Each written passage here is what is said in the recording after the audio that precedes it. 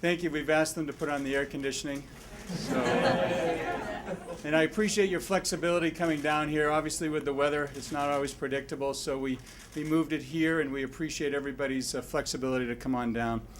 I have to use these because I'm getting a little older. So I want to thank you all for coming. As you know, today is a big day for me, and I have an announcement to make. Today I turned 50 years old.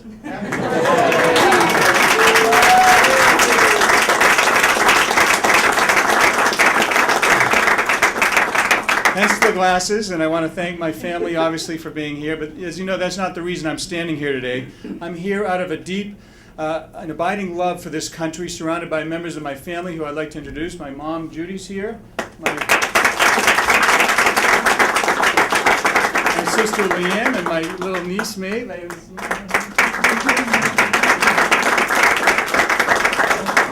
daughter, Ayla, is here as well.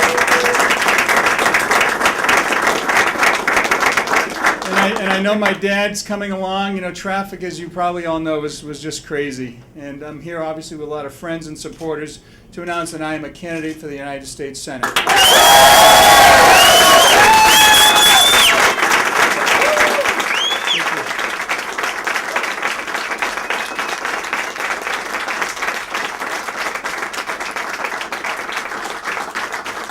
Thank you. I'm also a proud citizen of Massachusetts.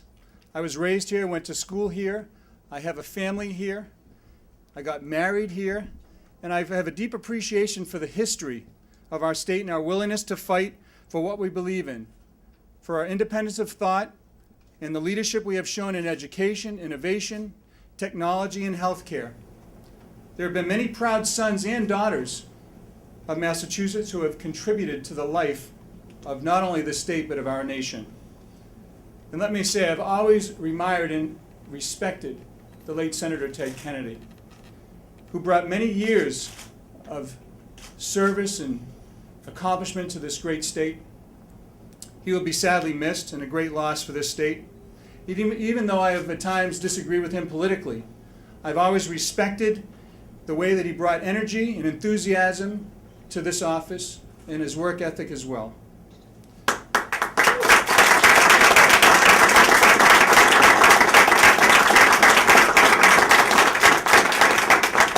My friends, these are critical times for Massachusetts. We're in the second year of a major recession. Our 401ks and retirement plans are on the downturn. Businesses have closed and are continuing to close, not only locally but nationally.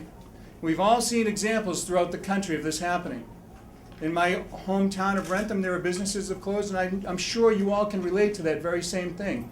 You've seen them, you know those mom and pop shops that have taken a chance, and they've had very, very difficult time trying to survive in this economy. And here in Massachusetts, the unemployment rate is approaching double digits. The response of the governor and the majority party has been to raise taxes of every type and make it tougher for businesses to survive. And remember, the mom and pop businesses, the small businesses, are the economic engines that make Massachusetts tick.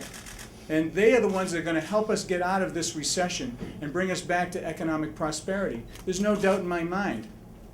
And I've stated on many occasions that higher taxes will merely stop that growth and stop that recovery. I mean, it's just common sense to me. And when politicians in Washington mistakenly believe that they can raise taxes and add larger and larger government to get us out of this mess, they're wrong. They're absolutely wrong. You know, government can help and should help, and there's a time for government, but government should also know when to get out of the way and let us as individuals and business owners and citizens do our thing and just, you know, make it work and solve the problems ourselves. We always don't need government behind us saying, do this, do that. It's just not the way that our founding fathers set things up. Our strength as a nation is in its people, and as a state senator, I've never taken my orders from the special interests or the Beacon Hill establishment. As Washington politicians who think they know better, they don't. They're not going to tell me how to do my job. They won't tell me how to take votes, and I will look only for the benefit of the people of Massachusetts to ensure that every time I'm thinking about taking a vote, the first thing I'm going to ask is, Will this benefit the people of Massachusetts, number one? And will it create bigger and bigger and bigger government that'll lead to what I feel a failing of our economy? I don't want to go to Washington to serve the special interests. I want to serve the interests of the people of Massachusetts. And there are a core set of beliefs that have been in my thinking since the first time that I was in public service. And let me just take a minute and go over them. I know it's still hot and you're saying, please move along, but here we are. First of all, I believe that government is getting too big and that the federal stimulus bill made government bigger instead of creating jobs that it was supposed to create. An example is out in Western Mass, the stimulus money went to creating roadsides and the highway. Well, why? How many jobs did that actually create here in Massachusetts? I believe that taxes are too high and are going higher if Democrats in Congress continue with their out of control spending. I believe that the historic, and I say historic amount of debt that we have incurred, that our children and grandchildren will have to deal with, is just plain wrong. I believe that the power concentrated in the hands of one political party, as it is here in Massachusetts, leads to bad government and poor decisions. And I also believe in a strong military. As a member of the military for almost 30 years, now we need a military that will protect the interests and security around the world and ensure that we have a vigorous homeland defense. I believe that all Americans deserve health care, but we shouldn't have to create a new government option to provide it.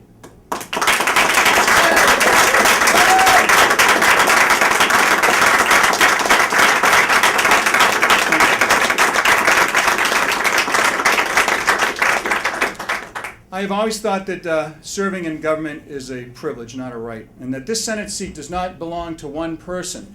It doesn't belong to one particular interest group or political party. It belongs to all of you here in this room and all the people watching throughout Massachusetts. It belongs to you. And I plan to go down to Washington. Thank you. And I plan to go down to Washington and put your interests first. I don't care if you're a Democrat, you're an independent, you're a Republican, you're a Green Party member, Rainbow. I do not care. All I can say is that when I go down to Washington, I can guarantee you that you will have somebody who's approachable, accessible, accountable, and will be there to answer and solve your problems the best that he can.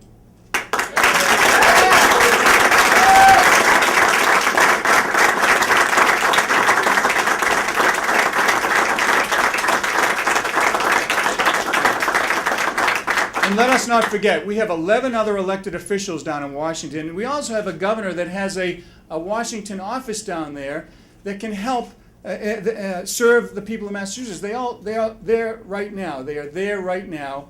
And what's similar about that scenario? Well, first of all, they usually vote the same way. They are also very much influenced by the same special interest groups and political leaders. And does Massachusetts need another elected official from the same party that will merely rubber stamp the policies of one particular party and the administration? To that I say absolutely not.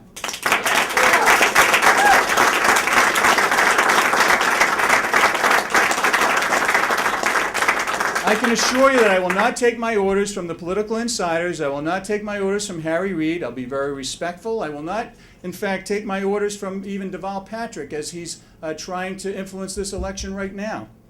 I will, however, tell you that I will take my marching orders from the citizens of this Commonwealth who, when they call, will listen, will be, as I said, accountable, accessible, and ready to solve their problems.